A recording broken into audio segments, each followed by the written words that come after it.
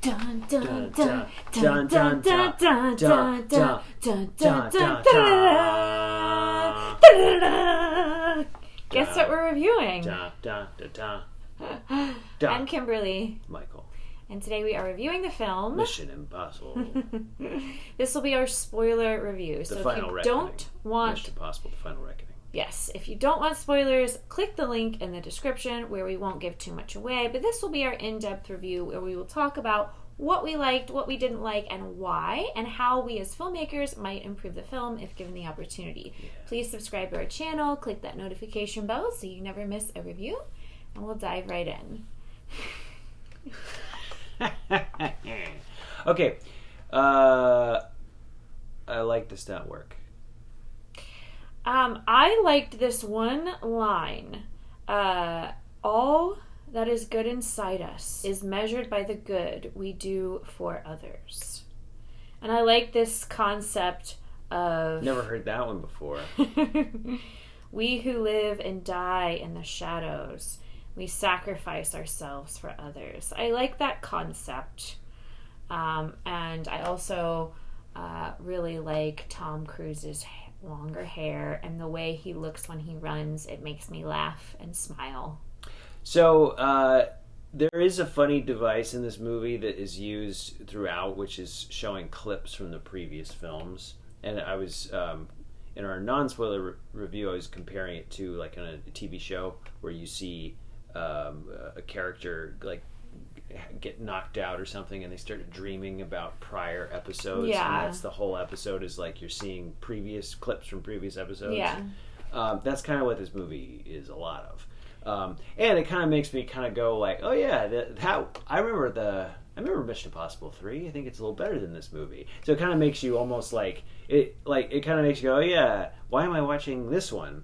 It's not a very good movie. It's just not overall. Like it's really bloated. It's structurally just doesn't totally make sense. It's a little tongue-in-cheek at the beginning in the intro, like when he kills the guys off camera and she's like their attempt at humor. Humor. So I remember in a couple of the other films I saw, there were moments that were actually funny in those.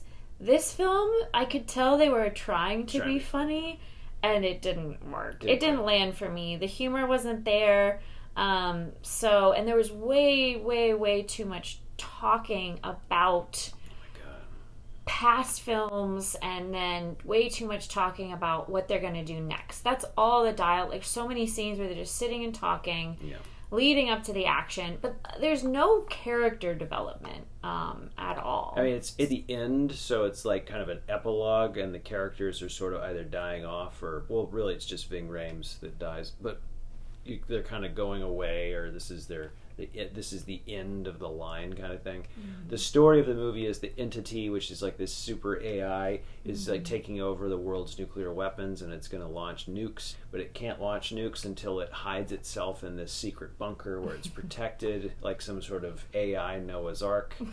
And I was sort of like reading into it that the Gabriel character was going to basically put the AI in the bunker, nuke everyone, and then Gabriel was just going to become all powerful because he was going to control the AI, and then the AI knew that it could manipulate Gabriel. I thought that was kind of what it was, a little muddled.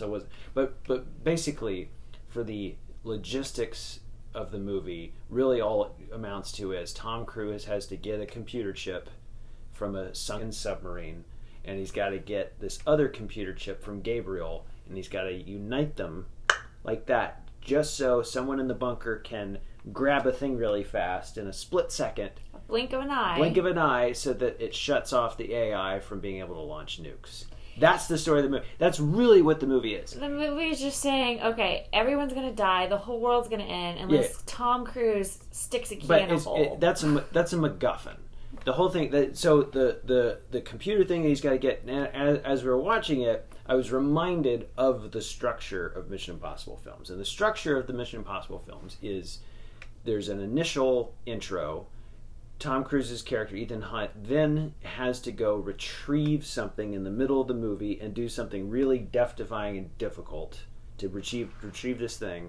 And then the ending of the film is him having to basically usurp the bad guy with the MacGuffin, beat the bad guy with some really crazy stunt at the end of the film.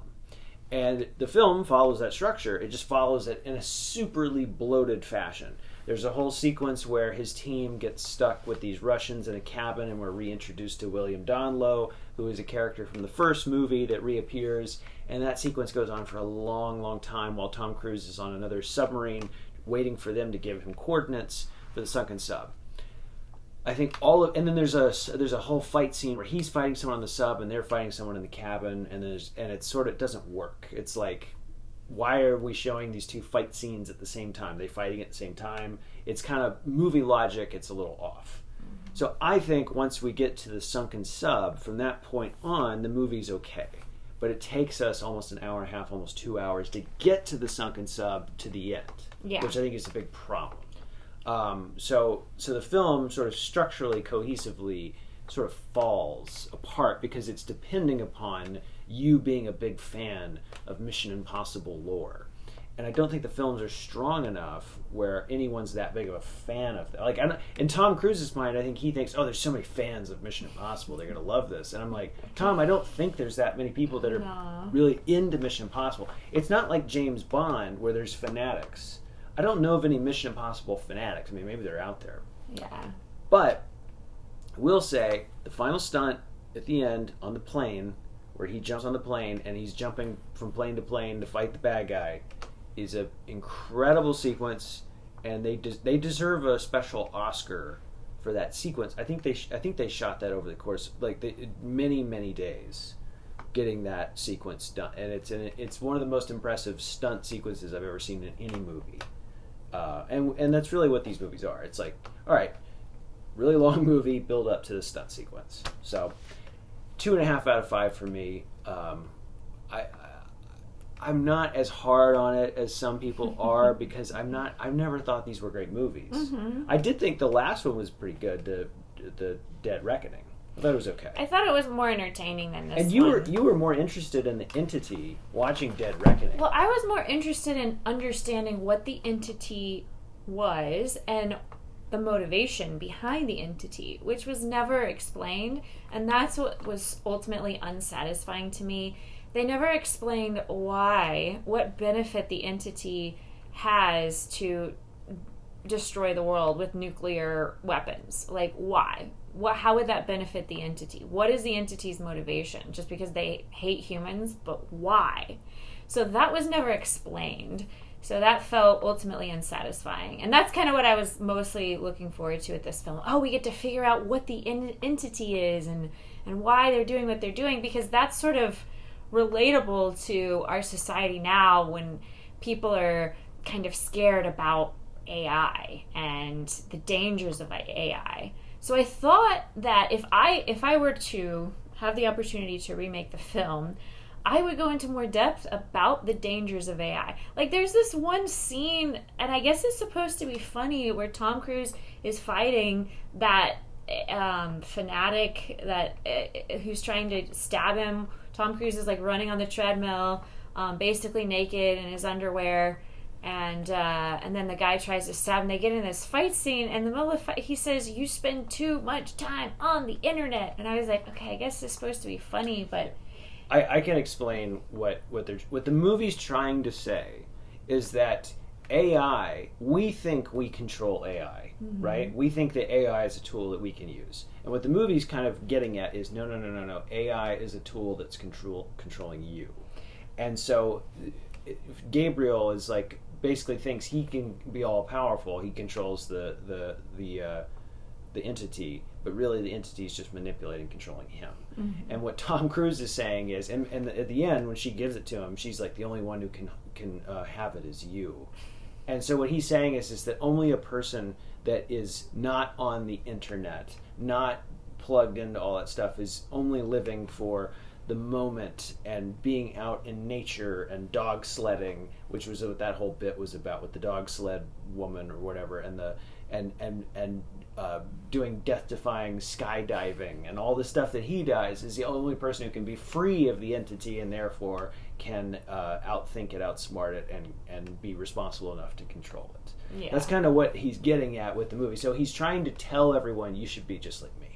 That's really what he's saying. That's really what he's saying. And then he's saying that these people that are trying to kill him, like on the sub, are just people that are like worshiping AI, YouTube, social media, and all this stuff because they're trying to it's sort of almost like there's like a hidden thing of like, you guys are persecute me because you're just not in your own lives enough like I am in mine, kind of thing. So there is a little bit of that I can kind of see him sort of doing with the film. Yeah. So yeah. I understand that's sort of the messaging of it, but I just don't think the messaging is effective. No, it didn't affect me emotionally at all. And even the way it was directed, I don't know if this was a conscious choice, but we both noticed that the actors were so still, barely moving their heads, and then they were tearing up. Yeah, a lot of tears. A lot of tearing up and whispering. And I was like, why? If you were really in that situation, why would you be whispering and on the verge of tears? Like, that's not really natural. So I had issues with some of the acting, some of the directing. But if I were given the opportunity to remake the film, one, I would go into more depth about AI and the dangers of AI and make that message a little more clear. And also just have more character development, because all the characters were just one-dimensional. Even the villain.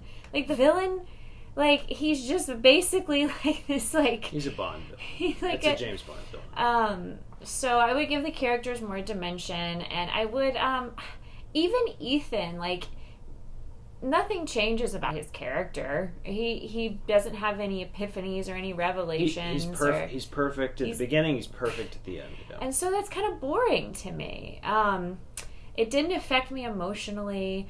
The stakes didn't feel very high because we all know. I mean, the stakes were centered around the whole world's gonna end. Everyone's gonna die unless Tom Cruise sticks a key in a hole. So. You know, maybe have some... But that's how all those movies are. They're always that way. Yeah, but maybe have some situations where you're actually think that somebody might die that you care about. Because I never once thought that, okay, Tom Cruise is going to live. Yeah, he dies like twice and then he comes back to life. Yeah, and I will say the one shot was really funny to me where I feel like they must have strategically, like, focused on the actress's boobs when if you've seen the movie you know what I'm talking about, when she's giving him CPR, she's reviving him, and like all the camera's just focused on her boobs. I'm like, is this supposed to be erotic, some weird erotic moment? Because what I found really strange is like there's like this subtle romance between those two characters, yet they never kiss. They never like talk about it or confront it overtly, but there's like this underlying flirtation. But it's like that's like his like I feel like all of Tom Cruise's values are wrapped up in this movie. That's how it feels. It feels like how he is like in his dating life almost feels like how like he's inserting it into the movie, like, oh yeah, that's how I just take them skydiving and shark diving or whatever, and they just fall in love with me, and I sort of lead them on. But then at the end, I never touch them. At the end, we don't kiss. But like I think also with the two movies, I think it's always probably a mistake to do it as a two-parter in terms of the quality of the movies. I think if you're gonna fix it, simple fix, combine them into one movie. That's an hour and a half long. That is, well, there's no way. Like if it was 2.5 hours, but it was both of the stuff that you have. So if you have the train sequence and the jump off the mountain, and then you have the submarine, and then the ending of this one, and you somehow got rid of all the fat, and you combined it into one movie, then that would be a pretty good, like the intro. The beginning is him jumping off the mountain and getting on the train. Yeah, and that's the beginning. Yeah. And then we, you know, or whatever. We introduce the other characters, blah blah blah blah blah. We figure out a way, but that would be a pretty good movie. The other idea I had of improving the film was the casting. So what's the one actor? Simon Pegg. And one of the best scenes is when his lung is punctured and he has to do the whole fix my lung so I can tell you what to do. Yeah, I really believe that he was grounded and he was the best actor to me. So I feel like if it were cast with better actors, and we were talking about this, how it seems like, I wonder if Tom Cruise strategically casts actors that aren't stars, that are like lower on the stardom pole, so nobody outshines him. Because if he was working with someone who's just as big of a star as he is, the movie itself might be better because they would be a better actor. So my idea of improving the film overall is, 1, dive deeper into the dangers of AI and explain why the entity is doing what it's doing. 2, more character development, more interpersonal, emotional relationships. And 3, cast better actors. 4, add more humor. Because some of the other Mission Impossible films, there's these tongue-in-cheek moments that they're kind of like a nod to the audience, like, we know this is ridiculous, but it's fun, right? And they're kind of making fun of what they're doing. More moments like that would make it more fun. I feel like this film took itself so seriously that it came off as almost a parody at parts. I was laughing a lot during like the cheesy moments. So those are my ideas for fixing the film. And you had some great ones too. Any other ideas you want to share? No. 2.5 out of 5 for me. 2 out of 5 for me. But comment below. Let us know what you think. If you've seen the film, let us know if you agree with us, disagree with us. Let's talk about it. And if there are any other films you'd like us to review, please comment below. And in the meantime, keep it real. And have good takes.